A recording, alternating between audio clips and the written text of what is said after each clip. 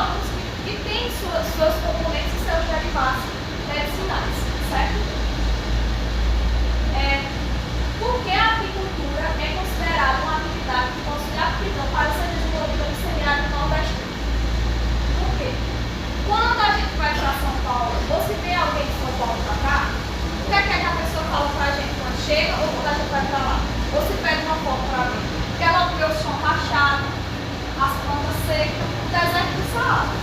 Né? Eles acho que eles assemelham a imagem que a mídia plantou para eles a uma área extremamente produtiva. Né? Poucas pessoas têm a noção de como a nossa terra é produtiva e fértil.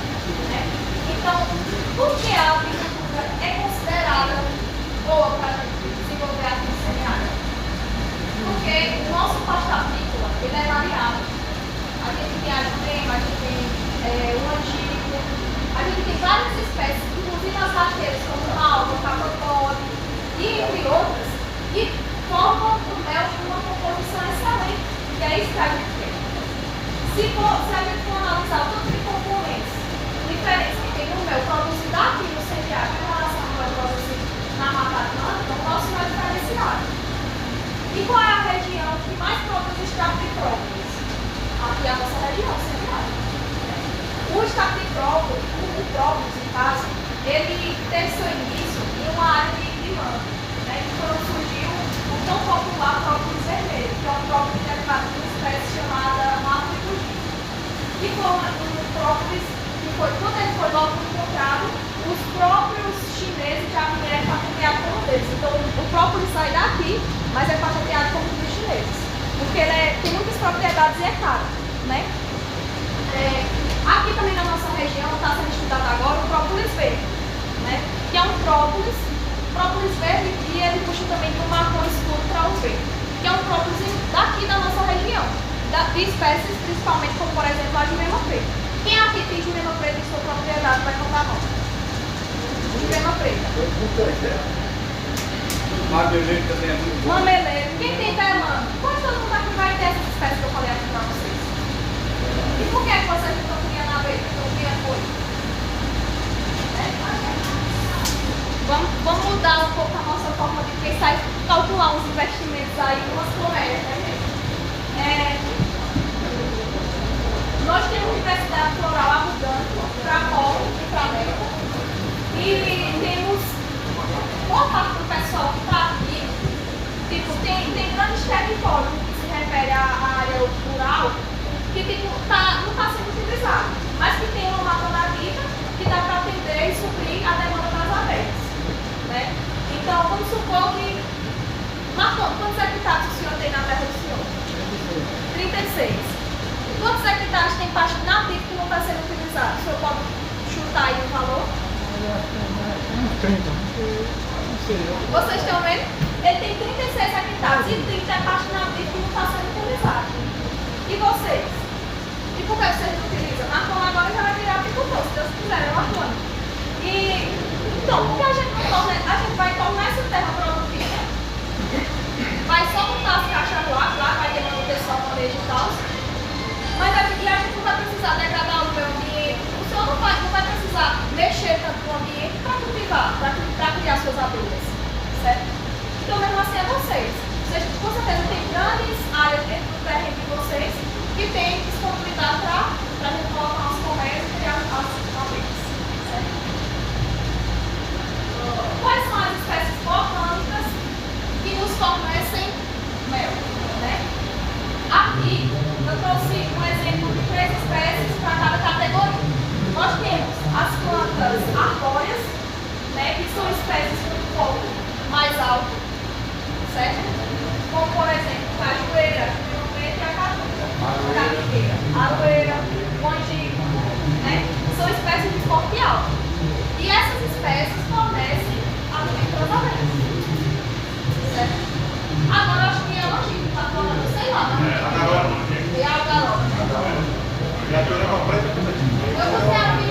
Eu vou ter aqui, por exemplo, para vocês, um cajueiro. Porque às vezes a gente fica umas frutíferas em casa e não acredita que as abelhas estão invisíveis. Mas se vocês provam o mel de uma piara, fica localizado em uma área de vocês vão provar um mel muito saboroso. Então, nem frutíferas também você pode fazer até um consórcio. Eu vou montar uma área de frutíferas, como por exemplo o limoeiro, e botar minhas caixas perto, e aquelas abelhas vão ajudar na polinização das minhas frutíferas, né? Então, por exemplo, o limoeiro, certo? As arbustivas são aquelas que a gente conhece como porte pequeno, igual o meu, que é um porte, por exemplo, do cabobode, né? As mais baixas também, como a gente tem o pinhão, o mameleiro. Então essas espécies aqui são consideradas arbustivas, certo? Quem aqui na sua propriedade tem mameleiro? A maioria. E o mel do mameleiro é um mel extremamente saboroso e é o mel que mais sai daqui da nossa região. Né? No início do ano, quando iniciar as chuvas e as floradas, o mameleiro flórico, o elame, você vai em busca de mel, alguém tem mel para vender, eu chego em Cícero Barros, tem até tudo em campo, você dá perto do deputado, nos prestigiando, e pergunta, Cícero, me venda um litro de mel em fevereiro. Aí Cícero vai me dar um litro de mel assim, ó, bem claro. A gente que já tem um olho mais especializado, como eu e Cícero, a gente consegue identificar que esse mel é doutorado do mameleiro do mel. E é um mel mais suave, entendeu? A florada vai definir a cor, né? A cor do mel e até a densidade. Você vai ser mais fino, mais grosso. O mel escuro, por exemplo, é um mel tangível, né? Se você for um mel mais grosso, um mel mais escuro, aquele mel escuro geralmente é um mel antigo, que está dentro da caixa, ou é um mel incorporado, uma coloração do pólen mais escuro. Esse mel aqui não é da florada do mameleiro, agora esse aqui é. Olha a cor desse mel. É da florada do mameleiro do carvão. Estão vendo? O mameleiro é da época da florada. E temos também as floradas das herbáceas, que a gente não dá nada por elas. Né? Como, por exemplo, a malva pega pique e a malícia. Que a gente faz questão de encontrar na nossa terra quando vai contar alguma coisa. Mas quando a gente é agricultor, a gente faz questão de deixar. São floradas muito boas para as abelhas. E são floradas que você não precisa gastar R$1 para botar, porque ela vai nascer lá na terra de você de graça. Certo? Características. A gente vai falar um pouco aqui. Eu acho sempre importante trazer esse slide aqui para falar para vocês que as diferenças entre as abelhas, né? As diferenças de castas que a gente fala. A gente tem a abelha marinha, vocês podem ver que é uma abelha que aqui ela está maior e ela é maior realmente se a gente vai dar carne. Ela tem 18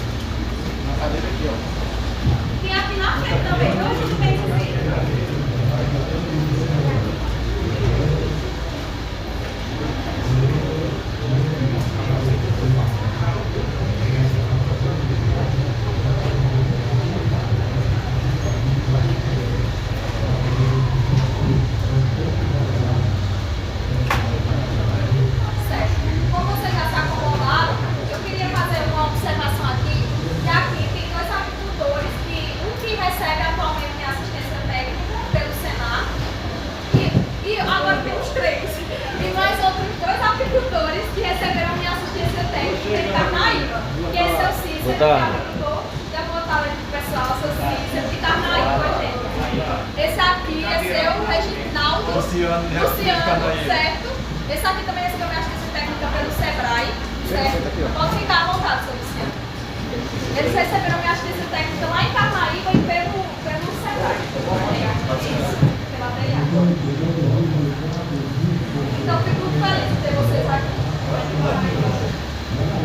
Então, agora a gente vai falar um pouco sobre instalações e materiais.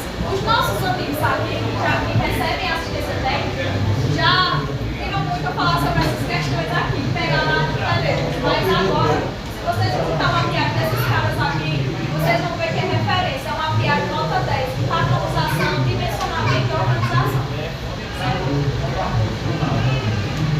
Eu vou instalar uma piada. Vou instalar uma piada para Marconi, lá do sítio Acima das Bestas. Aí, Marconi chegou para mim e falou assim: Tainá, tudo bem, outro Cícero barra aqui, gente, que recebeu minha assistência. Marconi chegou para mim e falou: Tainá, eu quero instalar uma piada, tudo bem, na minha terra. E eu quero aproveitar meus 30 hectares que eu tenho lá no Pasto Nativo. E eu quero que você me diga o que é o principal passo que eu tenho que fazer para começar a instalar meus apiários, para eu poder ter uma organização dentro do apiário. Eu vou chegar em Marconi e vou dizer: primeiro, a gente tem que fazer um diagnóstico da área. Vou lá na área, vou ver se naquela área realmente tem pasto agrícola. Bom, vou ver se tem água perto ou se Marconi pode levar água para perto. E vou ver se aquela apiário tem acessibilidade. Tipo, eu posso chegar e sair com minha melgueira cheia de mel, num carro ou numa moto, sem nenhuma dificuldade. Certo? Por quê? Eu já visitei apiário que eu tive que passar por dentro de um rio, subir uma serra para chegar nas abelhas.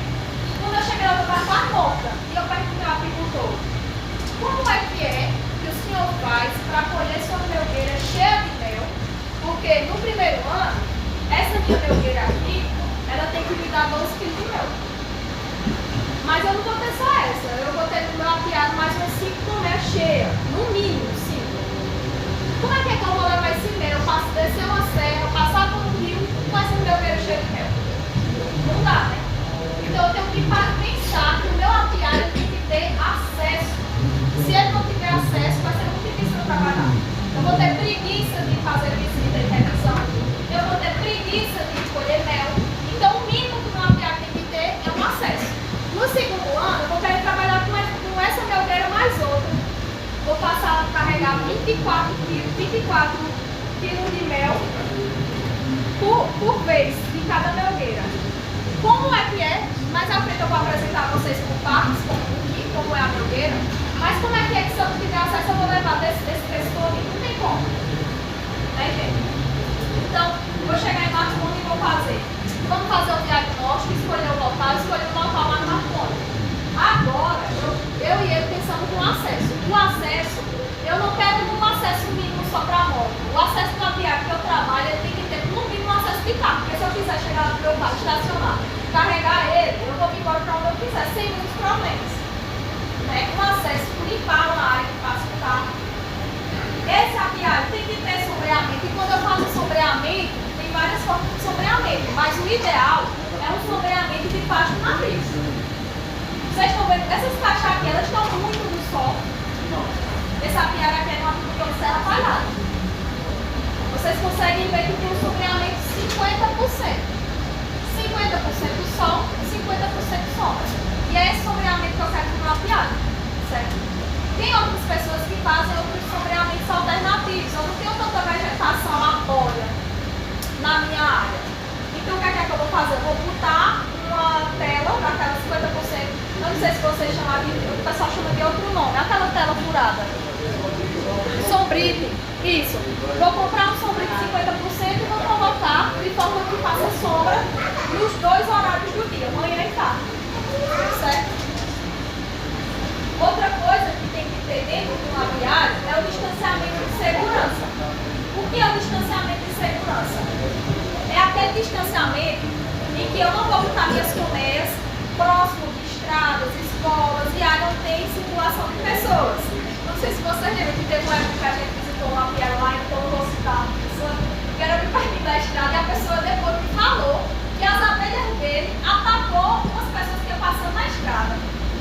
Ó o perigo. E se morre uma pessoa dessa, você não vai preso? Por isso que suas comércios têm que ter um distanciamento da estrada de pelo menos 300 metros no mínimo. Se puder deixar os 500 metros, quanto mais melhor, você deixa de estrada, de escolas e de acesso de pessoas, para evitar possíveis acidentes que você possa ser o culpado. Porque se você pôr suas caixas perto de uma estrada, você sabe que o culpado é você. Certo? Então, o distanciamento de segurança é esse. Outra coisa também, quem vende mel orgânico tem que seguir todos os critérios. Inclusive, o distanciamento também de lixões, de cidades, tem que ser no mínimo 3 km. Certo? E entre outros. A gente tem um dimensionamento planejado. O que é esse dimensionamento planejado? Continuando, né? Eu cheguei lá na piada de Marconi e disse, ó Marconi, a gente vai botar uma caixa dessa aqui a no mínimo de 3 a 5 metros de distância uma da outra. A Marconi disse, não é muito não. Tem um agricultor que disse que eu vou botar só 2. Tá certo, se você não tiver tanta disponibilidade, por 2, mas se você tiver 9, 3 ou 5, porque você vai poder transitar livremente entre as caixas. Eu vou estar mexendo aqui numa caixa. Vou conseguir mexer nela com a fumaça. E essa outra aqui não vai vir brigar com essa. E ocasionar pilhagem, até quando a abelha dessa caixa ou uma abelha de outro enxame externo vem brigar com a minha. Certo? Então, tem que deixar de 3 a 5, porque de 3 a 5 você vai evitar muitos outros problemas. Né? Outra coisa também, eu sempre gosto de deixar elas ou em linha ou em círculo, seguindo esse distanciamento. De 3 a 5 metros entre caixas, entre linhas. Se eu botar uma linha aqui de caixa, uma linha aqui, entre essa linha eu quero um distanciamento de 5 metros. E da água tem que ser 50 metros. A água tem que ser dentro do apiário. Certo? Por quê? Eu crio minhas abelhas e não coloco água dentro. Então, consequentemente, você não vai produzir o tanto que você deveria produzir. Por quê? Eu fiz um experimento que eu coloquei a caixa lá, não coloquei água, depois em outra safra eu coloquei água. Coloquei tipo a água perto das colmeias. E o meu apiário produziu mais rápido que tinha água. Porque quando está muito pequeno, as abelhas elas têm um sistema de refrigeração. Que é quando elas vão lá no bebedouro, colocam as gotículas de água na asa e voam até a caixa, entram aqui dentro e tentam jogar água para o ambiente dentro da colmeia para fazer com que as abelhas tenham um conforto térmico e umidade boa dentro daquele ambiente. Certo? Teve uma visita que eu fiz a um apicultor, que a gente chegou lá na propriedade dele e tinha 2 caixas. Uma estava bem exposta ao sol, essa também é a importância do sombreamento. Uma estava bem exposta ao sol e a outra estava na sombra. Quando a gente chegou no alvado da caixa, as abelhas estavam assim, ó, na que estava no sol. E a que estava na sombra, as abelhas estavam só entrando carregadas de pólen. Por quê? As abelhas que estavam expostas ao sol estavam carregando água para tentar manter refrigerado o ambiente para suas crias não morrerem. E a abelha que estava na sombra, ela não tem por que se preocupar. Então ela pegou e foi trabalhar. Coletar pólen, coletar néctar e fazer para dentro da caixa. Por isso que a gente tem que ter água perto, porque o desgaste que uma abelha tem para ir buscar água daqui a, por exemplo, 1.500 metros, 1,5 km, é grande. Né? Ela vai deixar de estar produzindo para estar voando carregando água. E a água dentro, mesmo que esquente, vai para perto, ela vai conseguir fazer o trabalho dela mais rápido e coletar mel e pólen para produzir mel para vocês. Certo? Disponibilidade de água. Tem muita gente que diz, não tem como eu colocar água. Então, coloca um posto de cimento para ter mais água. Tem que fazer sua piada um pouco próximo de uma área que tem um açude, uma barragem, um lago, para você aproveitar aquela água. Certo?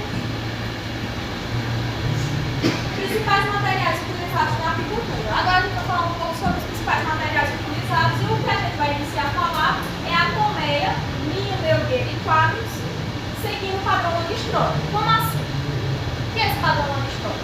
Langstroth foi um cara que estudou a casa das abelhas durante 32 anos da sua vida, ou seja, quase uma vida. Né? Ele dedicou tempos, dias, horas para estar lá, os apiários, medindo favo por favo, para poder entender como é que era o funcionamento dentro de um enxame, dentro de uma colmeia em si. Aí o que foi que o Langstroth fez? Seguindo aqueles estudos dele, ele tentou criar um ambiente em que ele pudesse criar as abelhas para produzir mel para ele e ele não deixasse elas lá no mato. Aí o que foi que ele fez? Bolou a colmeia. E se chama colmeia padrão Langstroth, porque é em homenagem ao nome do cara que fez a colmeia, certo? Agora eu vou apresentar a vocês a colmeia. A colmeia, ela é composta por várias pequenas partes. A gente começa falando sobre a tampa, que é de fundamental importância quando a gente fecha, é infiltrada de água, insetos, certo? Essa é a tampa. Tem colmeias que tem uma tampa interna, que é uma tampa fininha que a gente coloca entre essa e o ninho e a melgueira. Aqui a gente tem os quadros. Observem o tamanho dos quadros da melgueira. Vocês veem que é o quadro menor. Quando eu mostrar o número, vocês vão entender. Essa colmeia ela é totalmente padrão, certo? Tanto o tamanho quanto ela tem arame de aço inox. Não comprem colmeias como arame sem ser de aço inox. Por quê? Você vai ter muito trabalho. Aquela colmeia, o arame vai estar estourando. Às vezes vai estar com um fato pesado, que a pessoa vai estourar com o dedo pesado de mel. E vai cair, por exemplo, aquele fato, quebrar e você vai perder mel.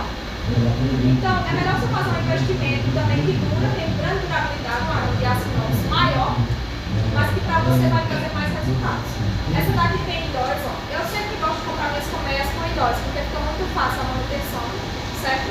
Então, inox e o tamanho, né? A colmeia é composta por 10 quadros, tanto no ninho quanto na melgueira.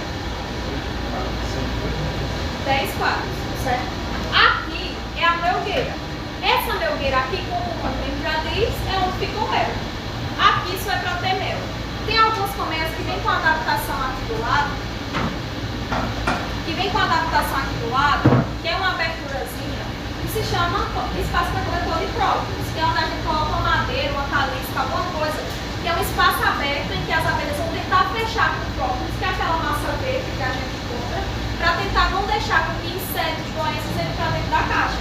Então o que é que elas fazem? Elas fecham com aquele própolis para evitar qualquer problema para elas, inclusive doenças. Por isso que é bom para a gente também, certo? Tem algumas colmeias que vêm com essa abertura.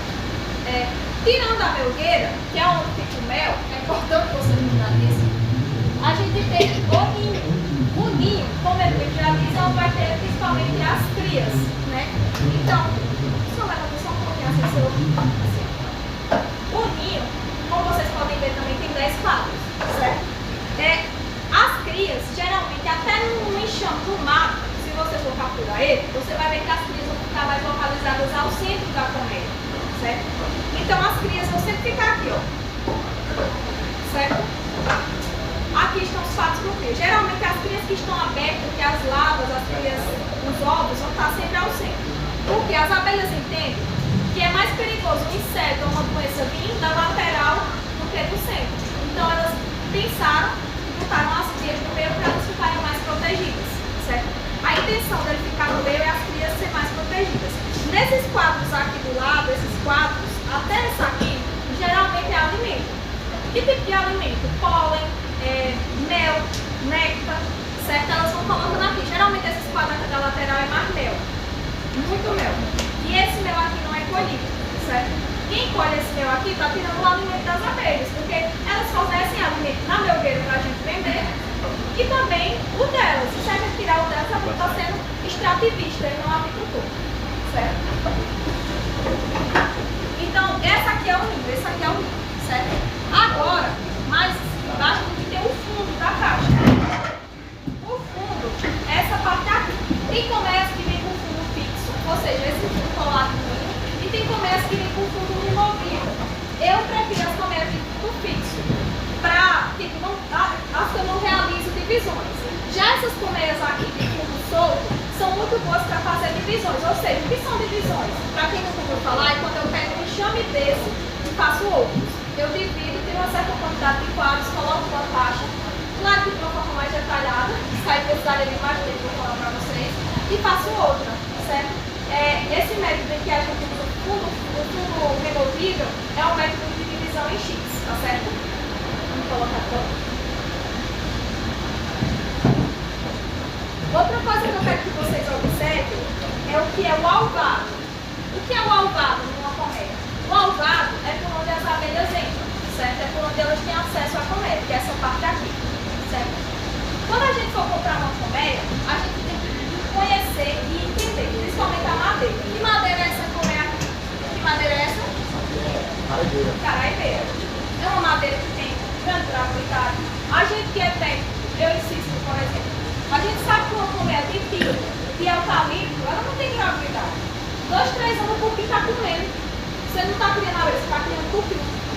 Então, quando você for comprar uma caixa, é bem comprar de pinho, de eucalipto, que são comércios, até de cajueiro. Não sei se tu já viu cajueiro, isso é uma tristeza.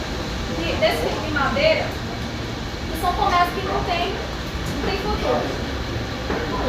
Oi, tudo bem? Meus amigos também, a gente fizeram um curso comigo em Parnamirim. Vamos chegando aí. Sejam bem-vindos.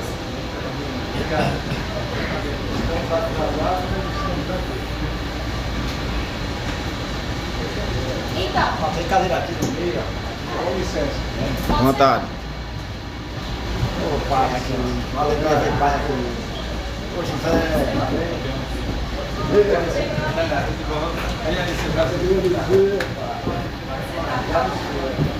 Então, gente, por que é que um apicultor ele tem que conhecer e estudar antes de comprar um comércio? Principalmente alguns apicultores que pretendem iniciar. Porque se eu comprar uma comércio que não segue o padrão antidroga, ela vai ocasionar alguns prejuízos para mim futuramente, certo? O senhor levanta de novo seu Roberto, assim. Ó, vocês conseguem ver esses espaços aqui, ó? Que eu tô colocando o dedo aqui, ó. Se você tirar o quadro, você vai observar que aqui, entre a caixa e o quadro, tem um espaço mais ou menos de um dedo. Chama-se espaço abelha. É o espaço em que dentro da caixa eu posso retirar e colocar quadros sem que eu mate abelhas, certo? Eu consigo movimentar, mas vai ter espaço entre o quadro e a caixa. Por quê? Vamos supor que eu estou no bandejo lá, minha caixa não é padrão. Eu tirei o quadro e fui colocar. E não tem espaço. A gente só tem uma abelha rainha, né? E quem é a responsável por criar, produzir a maioria das abelhas? As abelhas dentro da caixa? É a abelha rainha. Eu matei a abelha raiz espragatária. Então, daqui para aqui, esse enxame volta a produzir outra abelha rainha, volta a colocar crias, então o enxame vai diminuir a população, corre o risco de enfraquecer, enxamear e eu perder aquela coleta.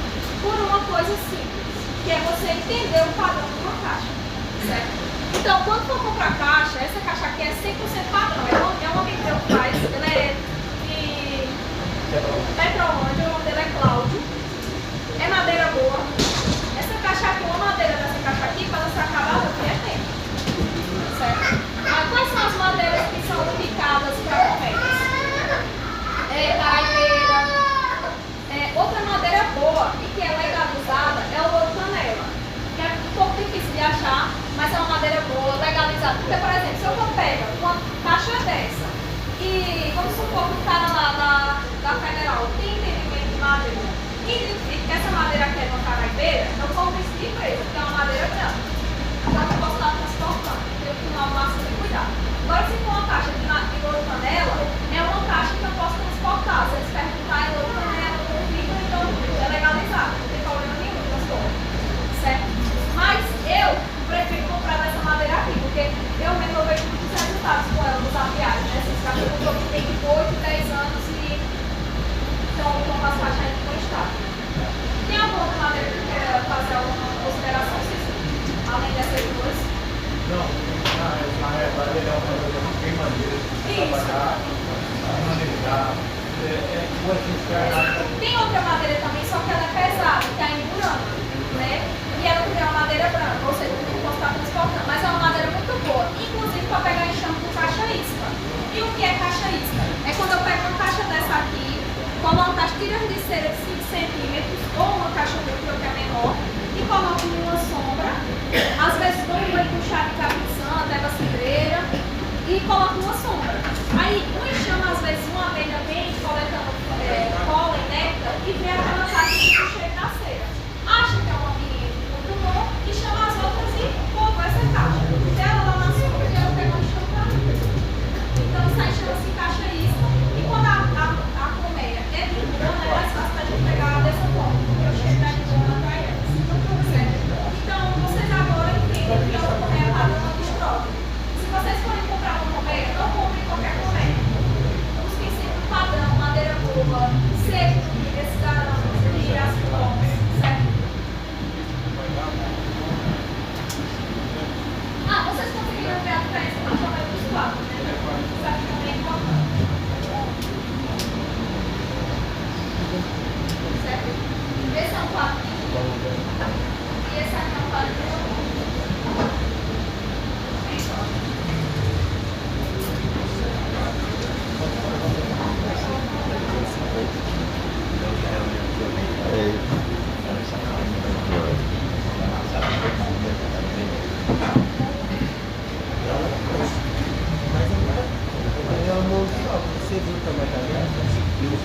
EPIs e acessórios. Eu esqueci de pegar um carro e uma cartão, mas a ficha da máquina para vocês. Quando a gente vai trabalhar com abelha, alguns investimentos são necessários. O mais importante está na caixa e no EPI. Se eu comprar um EPI de péssima qualidade, um EPI frágil, você não entende como você vai se gastar, que eu vou produzir sobre algum acidente, levar preparado, se não é isso que eu quero para cuidar. Então, sempre busquem e comprem EPIs seguros e de qualidade. Tem esse EPI amarelo aqui. Depois eu vou colocar ele ali na banca que a gente está vendendo mel, para vocês verem, ele é bem grosso e é perfurado. Ainda permite a aeração. É um EPI 100% seguro, certo? A gente tem esse de brinco, eles são bons, mas eles permitem a ferroada. Então, quando o enxame está em autoprodução e com uma grande quantidade de abelhas, é muito difícil realizar uma revisão ou uma colheita sem levar uma ferroada, com o EPI de brinco. Então, tem que comprar sempre EPIs com material mais grosso, certo? O EPI é composto por macacão, luvas e botas. Não tem aquelas botas brancas que vocês acham que vocês chamam de botas galocha. Essas botas são as ideais para se trabalhar dentro do apiário. Então, luvas, macacão e botas, certo? Outra coisa fundamental chama-se fumigador. O fumigador é aquele material que a gente faz a fumaça para as abelhas, certo? E ele é quem controla o feromônio de ataque das abelhas. Ou seja, se eu for mapear só com o meu EPI no período que elas estão fortes, elas vão me botar para correr, mesmo eu vestida. Porque eu preciso da fumaça para controlar o feromônio de ataque delas. Tá certo? Então a fumaça, quando a gente lança a fumaça, a gente não permite que elas lancem o veneno delas para que as outras sintam e fiquem em alerta. Certo? Então o fumigador é de fundamental importância. Aqui eu trouxe outros equipamentos que também são utilizados na agricultura, como por exemplo, esse aqui é um saca-quadros e o formão. O saca-quadros é utilizado para puxar os quadros e o formão é para descolar os quadros, porque com o passar do tempo as abelhas propolisam, ou seja, colam os quadros na colmeia. Então ficou muito difícil da gente ir numa colmeia, se não for com uma faca ou com a mão desse, a gente precisa tirar os quadros para olhar, certo? E aqui está a centrífuga. Mas o que é a centrífuga? A centrífuga é o equipamento em que eu realizo a extração do mel. Ou seja, eu pego os quadros da melgueira cheio de mel e coloco aqui dentro, como esse daqui está representando, cheio de mel. Eu desoperculo o favo, que é quando o favo está operculado, é quando ele está fechado. Aí eu uso o garfo desoperculador, abro aqueles favos, coloco lá na centrífuga e quando eu giro ela solta o mel. Certo? Então a centrífuga é utilizada para extrair mel. Por isso que o nosso mel ele é diferenciado do mel do meleiro. Não desmerecendo o meleiro, jamais. Porque todo apicultor teve o seu início como meleiro. Certo? Mas é um mel, o mel extraído por eles tem uma qualidade menor. Porque quando eles vão extrair o mel, geralmente eles espremem as crias, o pólen, o própolis. E aquelas substâncias desses materiais fermentam o mel. Então o mel, com pouco tempo, ele perde o sabor e ele fica fermentado. Já o mel centrifugado é um mel em que só vai o quê? O mel, não vai crias, não tem contato manual para não correr se tem uma contaminação de alguma bactéria, certo? Então o mel centrifugado, esse que a gente está vendendo, é um mel de qualidade. O mel que o apicultor vende é um mel de qualidade, certo?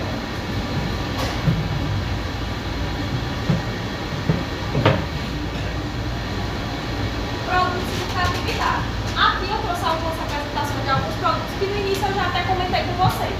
Que a gente tem o mel, o própolis, cera e a porcina. Né?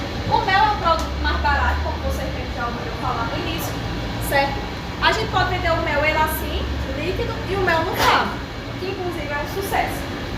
Certo? O mel no favo ele é um mel bem procurado, porque muitas pessoas só lembram do mel, principalmente a gente que morava na zona rural, como o mel no favo. Muitas pessoas vão comprar que tem um gosto de infância, certo? E temos a cera, que foi a que eu falei para vocês que ultimamente o quilo está R$90. Se vocês quiserem ir passando, certo? Entre vocês podem ver o que é que faz, como é que eu faço a cera. Eu pego os favos que está lá no mar, que eu extraí aquele mel, que eu peguei aquela abelha, uma abelha abandonou a caixa, eu pego aqueles favos e derreto. Aqui tem mais detalhes dentro desse processamento, mas eu não vou especificar aqui. Derreto. Aquele derretimento e purificação vai gerar esse bloco de cera aqui. Você está vendo, é um bloco amarelo.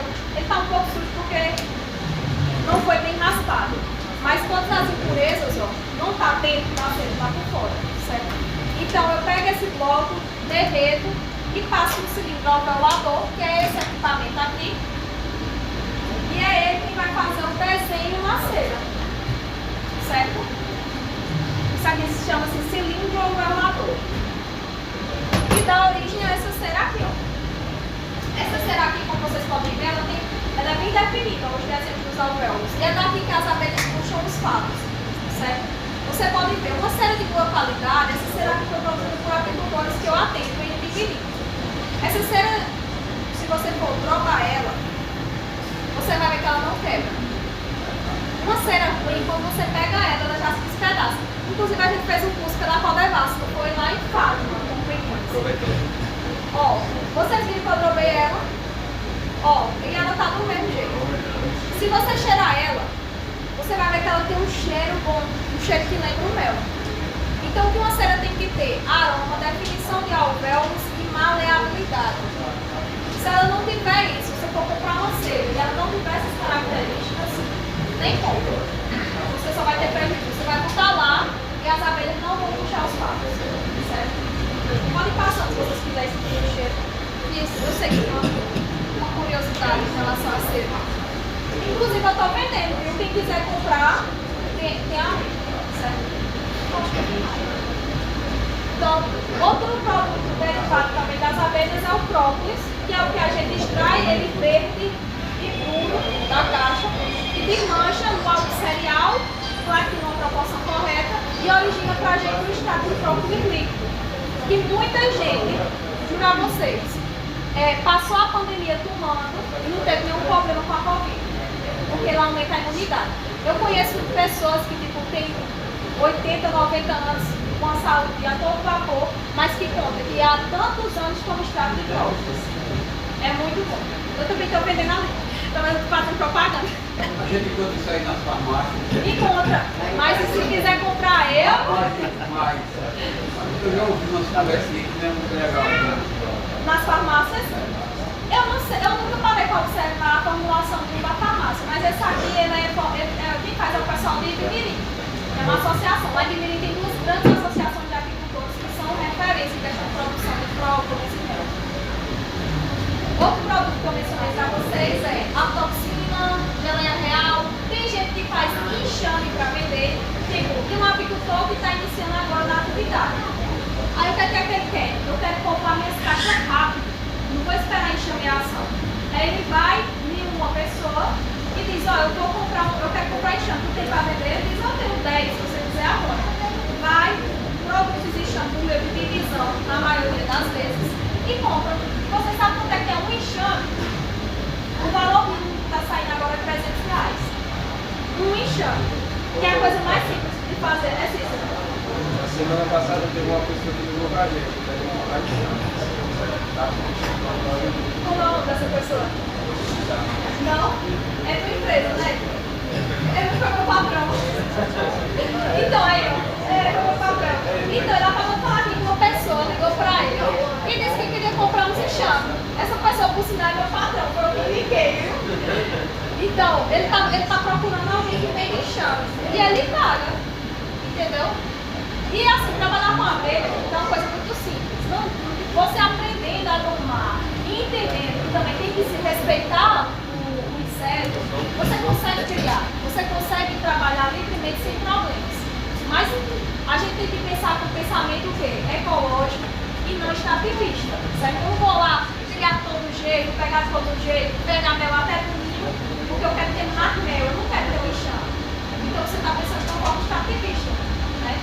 Porque as abelhas, a gente diz que cria elas, mas na realidade a gente está só dando um ambiente para elas morar. Porque na hora que elas disserem assim, eu quero ir embora, elas vão.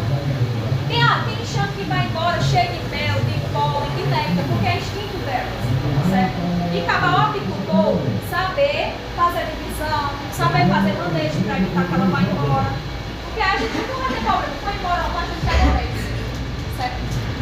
Outra coisa que eu queria falar para vocês, quando a gente vai instalar uma piada, uma coisa que a gente tem que pensar também são alternativas para o período da seca, né? Atividades que eu indico para o pessoal que eu dou consultoria, não só pelo particular, pelo centro, por outro particular também, é que se você puder cultivar um pasta-pico alternativo próximo, vamos supor, tem uma área que eu posso fazer um irrigamento de montejo, aí eu vou plantar moringa, vou plantar glicídia, são espécies que floram com besteira. Entendeu? E vou plantar girassol, inclusive lá na minha bolsa aqui, ó, cheia de semente de girassol, cheia de semente de moringa, de glicídia, porque eu estimulo os agricultores lá dentro. Porque eu quero que eles tenham uma alternativa para passar o período da seca. Eu não quero que eles percam chance no período da seca. Outra alternativa de quem não quer, não tem como cultivar um pasta agrícola, é alimentar eles no período da seca, que é fazer calda de açúcar e água, e alimentar elas para manter elas na caixa para que elas não vão embora. Porque se elas forem embora, quando vir o período da safra, eu vou ter que estar povoando ainda a minha colmeia, a minha colmeia vai estar em desenvolvimento, então eu não vou produzir pouco. Mas se eu manter elas dentro da caixa, quando vir a safra, elas vão estar pouco a pouco. Começou a florar, ela já começa a produzir mel. Entendeu? Então, tem uma noção do cultivo do pasta-apícola alternativo também, que tem essas espécies que eu falei para vocês. O glicídia e moringa são excelentes. Excelente, de verdade. Eu só também gosto de girassol. Aqui eu vou fazer uma pergunta para vocês. Qual atividade que para um pequeno produtor, com mão de obra familiar, ou seja, eu e minha família vamos trabalhar, não vou contratar pessoas externas, trabalhando 2 dias por mês, gere uma renda mensal de R$ 2.300, sem atrapalhar as outras explorações tradicionais da propriedade. Ou seja, eu posso manter os meus outros criatórios e criar abelha e ainda não posso dar uma renda dessa se eu souber trabalhar. Tem alguma outra atividade que seja assim? Não tem. Infelizmente não. Ou felizmente, né? Porque aí você consegue criar abelha. Uma consideração que eu queria fazer aqui, não sei se vocês sabem, mas aqui no Custódio está surgindo agora a associação deles. Estão começando a todo vapor, inclusive foram responsáveis por esse evento aqui maravilhoso. E tem apicultores que estão aqui na atividade há 18 anos. Um exemplo é seu bigode ali, o seu José Miguel Neto, que está aqui. Ele recebe assistência técnica pelo Senai, eu vou sempre uma vez acompanhar a propriedade dele. E ele vende mel aí, minha gente, não é brincadeira. Né? Então, eu falo isso aqui porque a maioria do pessoal que está aqui, de certa forma, é de custódia e ainda não começou a investir na atividade porque tem medo. Um exemplo está seu bigode, que investiu na atividade, não só seu bigode, seu Chico também, seu Roberto, que investiram na atividade e já vê retorno. Certo? Então a gente tem como criar sim abelhas aqui na nossa região. É só a gente buscar conhecimento, certo? Quando eu falo conhecimento, não é estar só vendo vídeo na internet, que às vezes a gente vê um vídeo que é de um pasta-apícola de uma região que não é a nossa, como por exemplo a Mata Atlântica. A maioria dos vídeos é de uma região de Mata Atlântica. E a gente tenta colocar em prática no nosso apiário da errado. Então procurem técnicos, pessoas especializadas nisso. Eles também recebem assistência técnica do Senai pelo pastor Edson, o Senai meu amigo, um excelente profissional, não tem o que falar. E assim, a gente vê que eles já fazem a diferença, né? Então busquem conhecimento especializado, certo? Não é qualquer conhecimento, não é conhecimento de vida. Busquem um especialista, porque o especialista vai saber direcionar vocês, certo? Pelo caminho. E como alcançar a produtividade, como realmente se tornar um agricultor, certo? Aqui são as fotos de alguns apiários e algumas regiões que eu atendi. Esse apicultor aqui tem um apiário todo desorganizado. Tinha dificuldade de fazer manejo, tinha dificuldade de trabalhar. E depois da assistência técnica, olha só esse apiário. Nota 10. Essa assistência aqui foi um serviço prestado pelo Sebrae, né, pela empresa do Iaposul, né? O Sebrae entra com a contrapartida, né? E a gente uma vez por mês. Esse produtor aqui é nota 10, depois que a assistência técnica foi que ele mandou. Os meninos aqui receberam assistência técnica também pelo Sebrae. E agora acho que vocês recebem por Edson também, né? Eu acredito que vocês com certeza vão a diferença após a assistência técnica. É diferente, a gente começa a ver com outros olhos qualquer atividade. Aqui esse apicultor aqui estava recente na atividade, ele é de Miranda. Estava recente na atividade, meio receoso para começar a produzir. E olha a cara da criança. Eu encontrei no José veio hoje, ele chega pra mim, já tá produzindo hidromel, que é uma bebida alcoólica feita à base de licor. Hoje a degustação. Já tô feliz ali, ó. Degustação de hidromel. E licor de mel também. E licor. Esse aqui, ele conseguiu produzir um dos fatos mais cheios de mel em relação aos outros produtores, porque ele começou desde o início com a sintética. É diferente. Aqui a gente tem uma viagem também de Irandiba, também gosto muito do pessoal de lá. A gente mostrando as melgueiras cheias de mel. Então, eu agradeço a presença de todos vocês, a atenção. Agora eu abro espaço para perguntas. Eu sei que pode ter alguém aqui que tem alguma dúvida. Se a gente vender na propriedade enxame, uma madeira já, a gente recolhe o enxame ou a gente tem um teto para aproveitar 100% daquele enxame? Então, isso aí recolhe, a gente dá um nome de captura. Só que assim, captura dentro de ovo de madeira, ela é um pouco mais difícil, mas ela consegue ser realizada, certo? Então a gente faz uma captura desse enxame e coloca na caixa. É uma captura bonita. Aí é uma captura que a gente vai lá, recolhe os favos. Primeiro, para a gente capturar um enxame, seja ele uma árvore, dentro de um ovo, uma pedra, a gente, o técnico, vai lá, faz uma observação, faz um diagnóstico. Olha se é possível. É possível tirar os favos inteiros ou o máximo de inteiros possível de dentro daquele local? Porque eu preciso colocar os favos praticamente inteiros aqui. Porque se eu não colocar, vai ser muito difícil daquela abelha ficar. Essa captura é uma captura de enxame nidificado, que é um enxame que já puxou os favos no local onde ele está. Tem outros métodos de captura que se chama captura de enxames voadores. Ou seja, eu sei que algum de vocês já estavam passando em algum local e tinha um enxame ali, mas não tinha favo, estava só o bolo de abelha. Aquele enxame tinha de algum lugar, ou parou para descansar, ou parou para fazer morada ali. E essa captura desse enxame voador é a mais fácil de fazer. Porque você torrifa a água, bota a caixa embaixo, tenta balançar a galha, joga tudo dentro, fechou, leva para onde quiser. E geralmente elas puxam os favos. Não tem favos, elas puxam os favos, elas colocam os favos no também. Já nesse caso aí, a gente tem que, ela está com favo e já está lá há um tempo. A gente tem que cortar aqueles favos delicadamente, identificar as crias, tentar encontrar a rainha. O que é muito difícil nessa captura de enxame é encontrar a rainha. Então, esse nível de dificuldade é o que vai me dizer se eu vou conseguir manter aquele enxame dentro da caixa ou não. Porque geralmente quando a gente não consegue capturar a abelha rainha, às vezes ela não passa para a caixa. Às vezes a gente está todo o processo, não viu a rainha, mas deixa lá, rezando a Deus para que a abelha vá. A abelha rainha vá. Porque se a abelha rainha for, e já o chão vai embora. Certo? Aí sendo a propriedade da gente enxame, tem esse cara enxame e colocar a caixa aí, se ele sair dali para ela.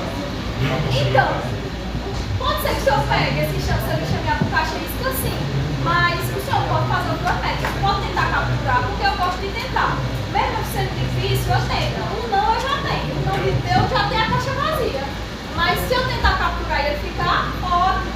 Se ela não ficar, eu vou continuar espalhando minhas caixas iscas ou capturar o bicho que tem de outra área. Certo? Respondido? Mais alguém tem alguma dúvida? Sininho.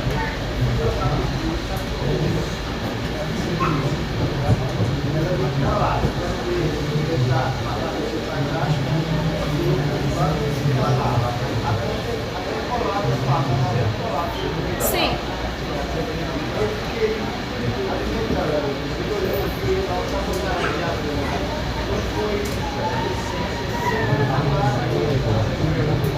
Pronto, deixa eu só falar perto do senhor, eu vou tentar responder. O nosso amigo Nino aqui, ele está começando uma apiário, né, Nino? Eu já conversei com ele. O apiário dele, ele fez uma captura de enxame com os favos, só que ele disse que botou os favos direitinho, eles até colaram os favos nos quadros, porque quando a gente coloca, ela não está colada no quadro. Aí quando é pro tempo, elas colam. Então os favos já estavam colados nos quadros, só que devendo alimentando, o enxame foi embora. Qual foi a alimentação que você usou? Açúcar? Qual a proporção? 1 litro de água para 1 litro de açúcar? Meio litro, 1 litro d'água. Pronto, certo. O senhor consegue já identificar a cria de 1 a 3 dias nos quadros? Consegue? Quando o senhor, quando o senhor capturou, o senhor viu se a abelha rainha estava dentro? Ah, certo. Então o senhor não viu se a abelha rainha estava dentro. Mas no outro dia o senhor foi lá também não olhou. Com os 5 dias, o senhor, essa abelha passou mais de 5 dias na caixa? Passou. O senhor olhou se tinha cria de 1 a 3 dias? Não? Pronto, ó. O que é que pode ter acontecido são suposições, porque tem N fatores de circunstâncias que podem ter acontecido nessa situação. O enxame pode ter ido embora, por quê? A abelha rainha, às vezes, não foi junto com o enxame, e às vezes as crias de 1 a 3 dias não conseguiram puxar, certo? Então, o que era para o senhor ter feito? O que é que vocês fazem com o capítulo que vocês não têm a certeza se a abelha rainha foi? Com 2 dias, se o enxame estiver lá ainda, vai lá, e olha se achar a abelha rainha. Se não achar, tenta passar mais uns 2 dias e olha se tem cria de 1 a 3 dias, que é aquela criazinha que é só um pontinho branco dentro. Se tiver cria de 1 dia, o que é que quer dizer? Que a rainha postulou ontem, então eu tenho uma rainha. Então, se o senhor não certificou que tinha abelha rainha dentro, pode ter acontecido dela não estar e o enxame ficou só consumindo o que estava ali, até ir embora. Como o senhor deu alimento, essa ajuda vai ficar mais tempo. Elas ficam mais tempo. Só que o alimento, quando eu capturo, como técnica, isso pode ter outras alimentações, certo? Isso não quer dizer que eu ou se isso esteja errado. Mas eu, como técnica, com a experiência que eu tenho, eu faço uma alimentação de 2 para 1. 2 quilos de açúcar para 1 litro de água, porque ela é forte, vai induzir minha rainha a trabalhar e as outras abelhas a colar os favos e aquela rainha postular. Ou seja, já vai aumentar o cheiro ali dentro da rainha e ajudar-nos a ficar, tá certo? Pode ter sido que a rainha não veio, certo? Aí tem outros fatores, algum inseto, ela não se adaptou ao ambiente, está exposta ao sol, não tinha luz. Quais são os fatores?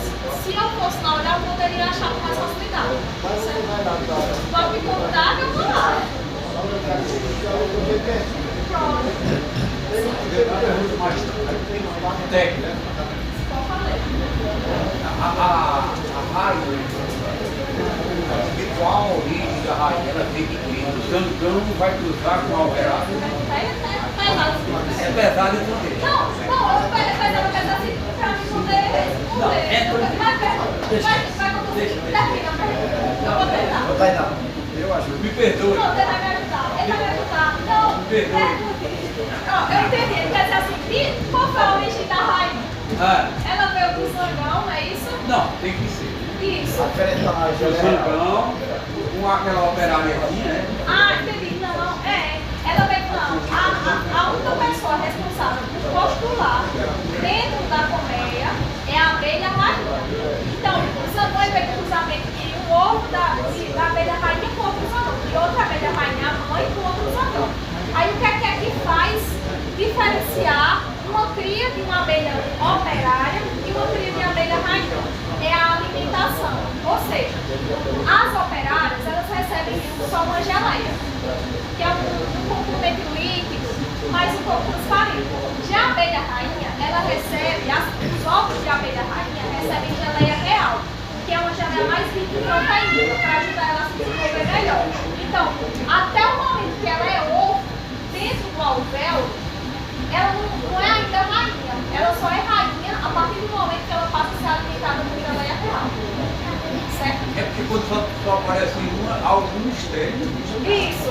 a natureza vai além da sabedoria, ou a sabedoria vai além da natureza? Eu acho que a natureza vai além da sabedoria. Então, essa pergunta foi muito boa. Ele perguntou o que é que diferencia uma abelha nascer rainha de uma operária. O que diferencia a alimentação que ela recebe quando cria de um dia, 1 a 3 dias. Certo? Então, só tem uma abelha rainha e só aquele ovo daquela abelha rainha, aquele ovo com aquela abelha rainha vai originar outra abelha rainha. E as outras abelhas nascem também até mesmo ovo, só que recebem uma alimentação diferente e se tornam operárias, zangões. Outra consideração também que eu ia fazer para vocês é que a abelha rainha, ela postula por dia em torno de 2.500 a 3.000 ovos. Então, é muito ovo, né? Por isso que o chão está sempre populoso, certo? Então, mas alguém tem mais alguma pergunta? O senhor quer finalizar, né? Só mais essa pergunta, viu, gente? Quando tem uma família rainha, corre delas brigarem até um morrer? E a operária não provia. A operária, ela tem um aparelho que é produtor. Assim, ela tem um aparelho que permite que ela consiga masturbar ovo, só que esse ovo não produz, porque o Sandão, a operária não é executada pelo Sandão, ela não consegue, o Sandão não consegue usar o resto, ele dá uma ligação dela. Então ela consegue se masturbar, mas aquele ovo não nasce nada. Aquele ovo é chamado ovo, é aquela abelha, né? É chamado de abelha sanganeira, e aquele ovo é chamado de ovo de abelha sanganeira. É um ovo que não dá em nada. Às vezes que foi embora a rainha, ela ficou fria de 4 dias. Ela sente a necessidade de produzir. Você chega no quarto, tem 3 ovos. Se tiver 3, 4 ovos dentro de um palvel, é um ovo de uma sanganeira, que não vai produzir. Só está tendo um ovo, e a rainha só tem um ovo. E aí sim é um ovo que é produzido. Certo? Respondendo a pergunta da menina, ela falou assim, sim, briga. Por que só tem uma abelha rainha dentro da caixa? Porque ela é um ser autoritário, né? Ela toma realmente conta daquele ambiente e ela tem um feromônio. O feromônio dela está dentro da caixa. Então não permite que outra ali sobreviva com ela. Pode nascer. No período de enxomeação, às vezes você tem 4, 5, até 14 realeiras. Só que elas nascem e já viram enxame. Agora, se ficar 2 na caixa, elas vão brigar sim e disputar por aquele ambiente até que uma saia morta. Só é pra ficar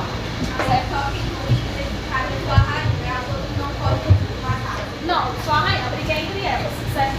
Então, gente, eu agradeço a oportunidade, certo? Se tiver mais dúvidas, depois no final me chama lá fora, que eu respondo, eu faço exposição. Se quiser tentar me contratar para fazer assistência especializada para vocês em particular, pode me contratar, certo? Meu contato está aí, meu e-mail, pode mandar mensagem. Eu posso vocês um diagnóstico, a gente faz a instalação do apiário, eu acompanho, eu já tenho os orçamentos prontos, tá certo? Agradeço a oportunidade ao seu Roberto. Obrigada, São Roberto, e a vocês. Pessoal, peço uma salva de palmas aí, tá?